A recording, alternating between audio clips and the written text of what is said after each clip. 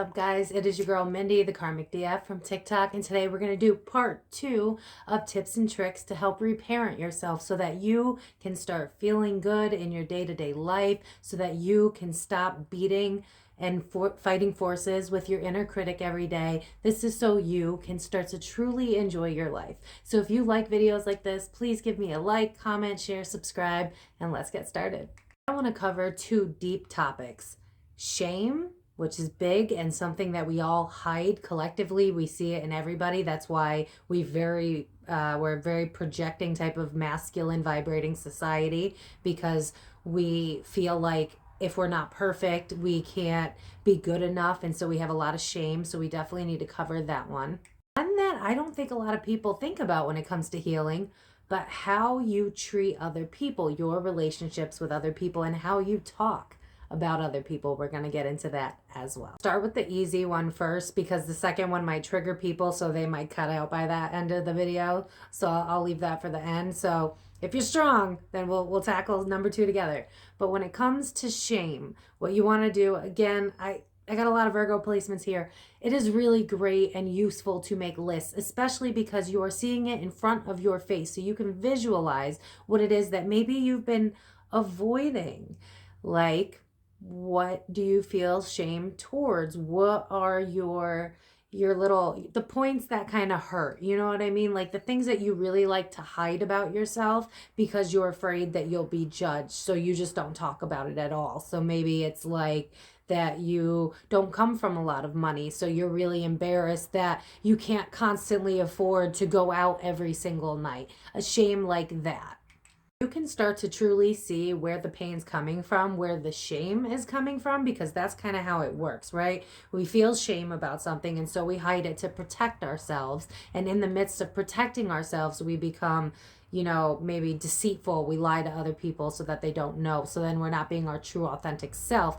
Or maybe we're very defensive, and so we project onto other people, and then we push away good relationships, good friendships, good, any sort of thing that you could potentially lose because you're not being authentic with other people, because you're afraid that due to societal standards, you may not fit the perfect view for someone else to like you as you are. And that is a horrible feeling to come to terms with, that maybe you weren't good enough, which is usually never the case, by the way. It means like there's either a disconnect there where you're energetically just don't make sense, or maybe they had some stuff that they didn't tell you that they were going through, and so you're only getting half the story. And because you never got that verbal closure, you're sitting there thinking it's you, when in reality it takes 2 people more often than not.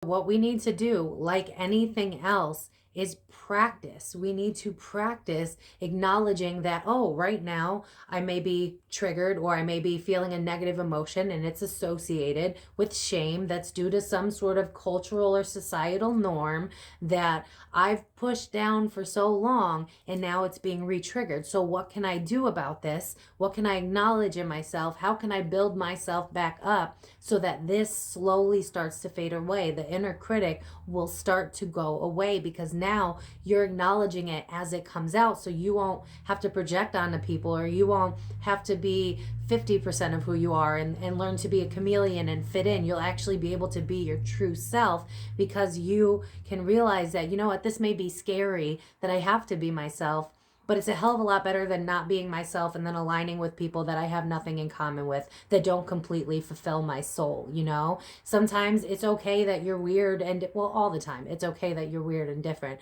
But what's not okay is putting yourself into this box, this superficial box, where you feel shame for being just who you are. We are all doing the best we can on a floating rock in space. And as long as you get up each day and you try again, then you're doing the best you can. But because of society, we think that we need to be perfect or else we're worth nothing. And that has never been the case. That is just what we've learned to put on ourselves as a society. As generations, we put it onto our kids, and it perpetuates the cycle. And it's up to us to change that. So when you feel that shame inside of you that something is possibly broken, Remember that we live in a construct that is designed for us to consume. So you can't possibly be perfect just the way you are, because then you wouldn't need to drown in television to run away from things, right? You wouldn't need to buy all the junk food that's genetically modified that is literally not good for you so that you can avoid the pain in your heart. It's all connected. The whole world, energetically,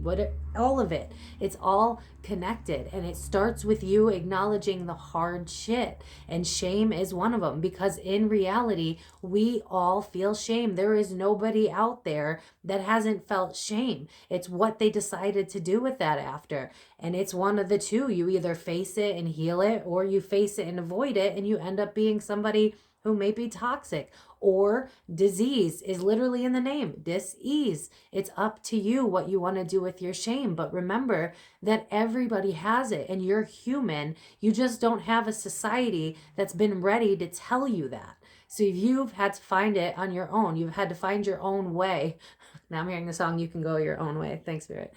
Now I'm hearing the song, John Mayer just found out there's no such thing as the real world. We're getting into a place where we finally can choose ourselves, and we can finally stand up for ourselves and talk when it comes to mental health issues as well as mental illness, and how sometimes, and I know this is risky to say, but you might not be mentally ill. You might just be the accumulation of years of pushing down sadness and anger and negative energy. It's really that simple, you know? But when you don't confront your shame, then you are doomed to repeat these cycles and continue to blame the world around you. When in reality, it's you avoiding the scary shit. And the scary shit's not so scary compared to living a mediocre life for the rest of your life. It is up to you. Note that I want to throw in here: if you have anxiety or depression, been diagnosed with that, how do you treat yourself when it comes to panic attacks or days when you feel like you can't leave bed? We live in a society where mental illness is rampant because we live in a consumer society where nobody cares about getting well in all forms, spiritually, mentally, physically. And so how you treat yourself when you're having a panic attack or when you can't get out of bed says a lot about how you've been conditioned and how you treat yourself in that inner critic.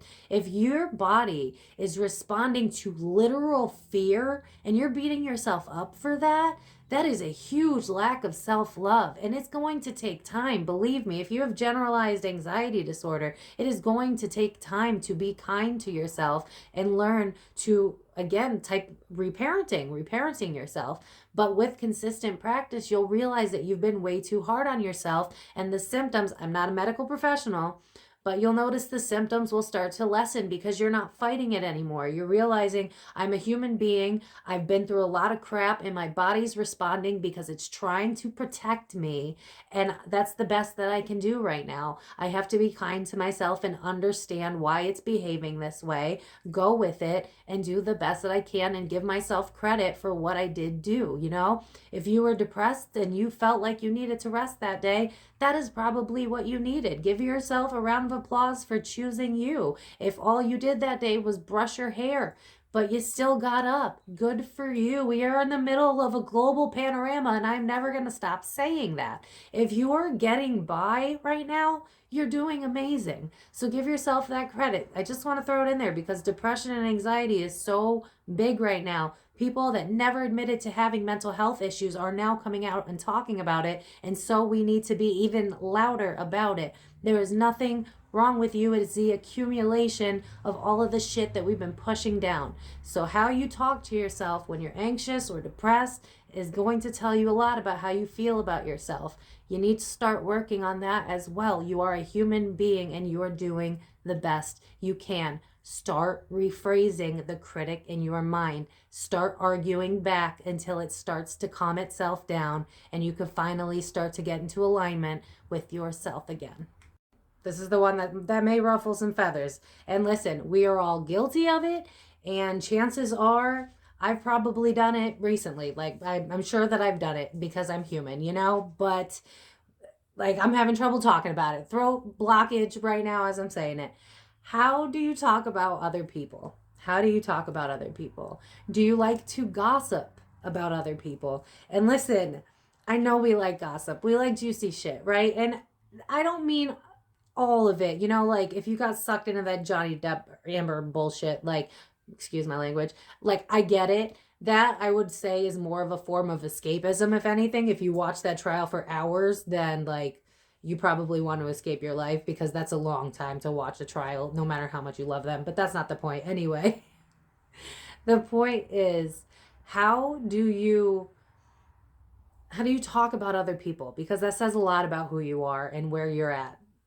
If you go out of your way to point out someone else's misdoings, or, you know, just, I think that's it. We could just leave it at that. If you want to point out somebody else's misdoings, how do you feel about yourself?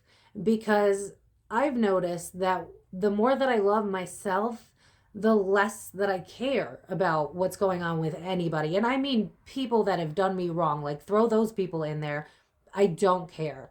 And I don't even feel the need to say anything mean when they're brought up, because there's always people that like the tea, you know, the gossip. Like, who doesn't? We all are guilty from time to time. But it's about how you talk about other people tells you a lot about yourself.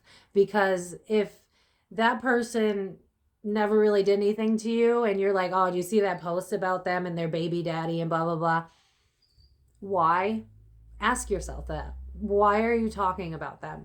Why are you bringing down another human being?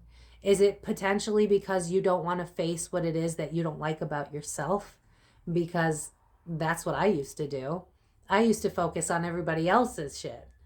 And in reality, I was in a lot of pain and nobody was acknowledging my pain. And I don't like to get into victim mentality, but I was a little bit in that, you know. Granted, I was deprived of like the support that I wanted, but in the end, that does not give you an excuse for that type of behavior.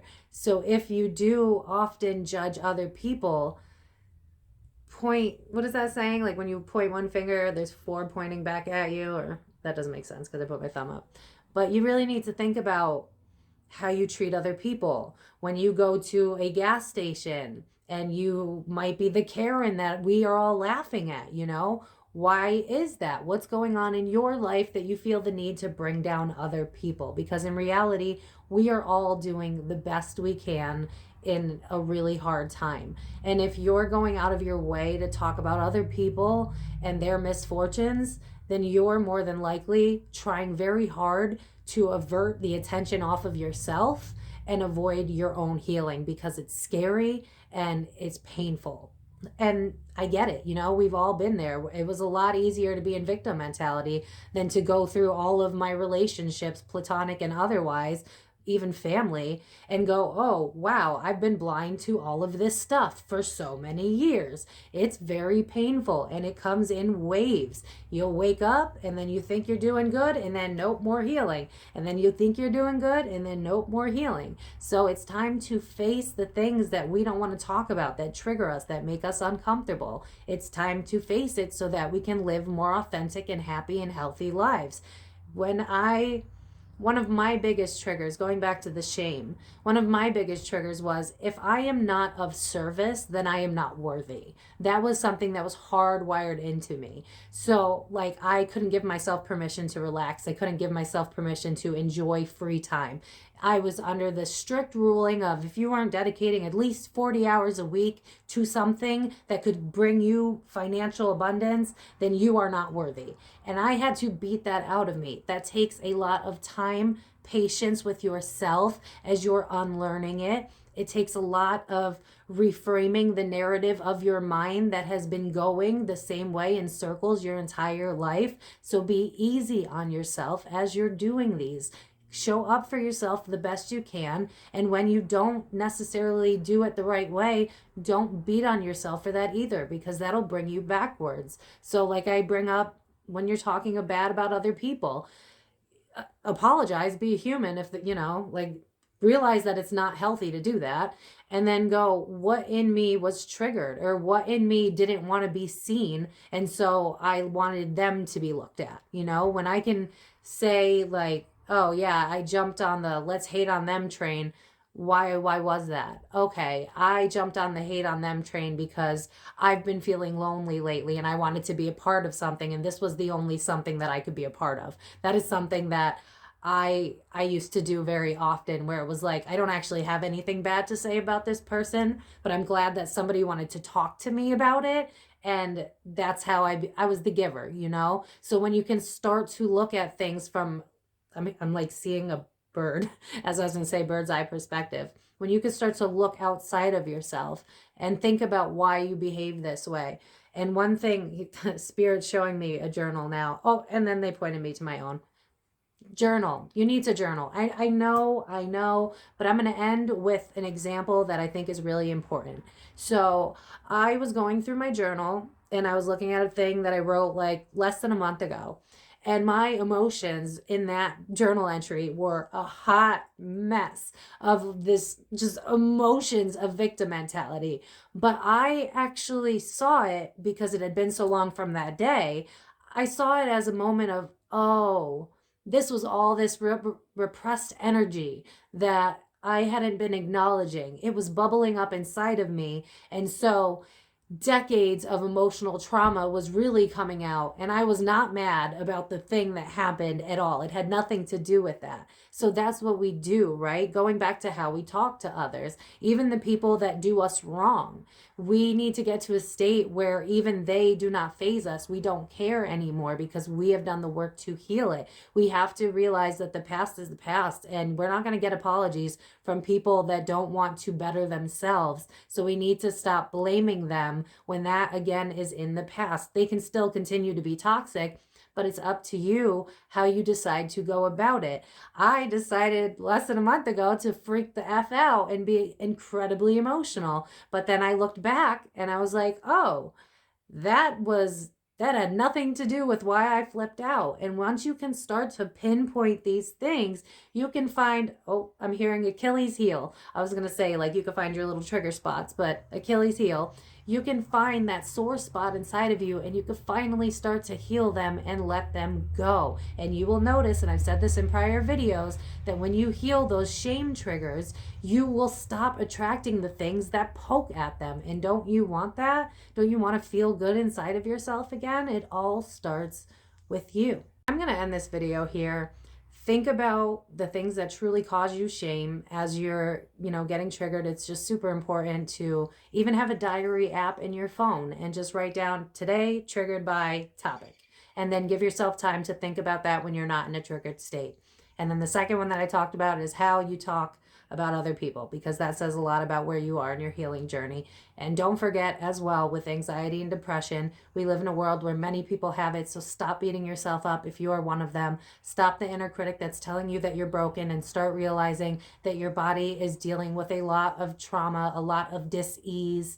And if you can be kinder to yourself, your body can start to slowly open itself back up. Like I'm seeing chakras reopen, because you have to provide yourself the kindness that you're looking for. And when you can be that for yourself, there is no stopping you. Okay. So try to face the dark shit that you don't want to face, because the sooner you face it, the sooner you can go through the 5 steps of grieving, and the sooner you can go on and enjoy your life and go, yeah, I went through that. Yeah, I did that. And I'm here now, and I have a lot to share with the world, because you're going to learn to love yourself. You're going to learn to understand where things came from, and you're going to heal them for good. And that's up to you. And with that, I'm going to let y'all go. Like I said, if you enjoyed this, please like, comment, share, subscribe, all the above, and I will see you guys next week. Love you so much. Bye-bye.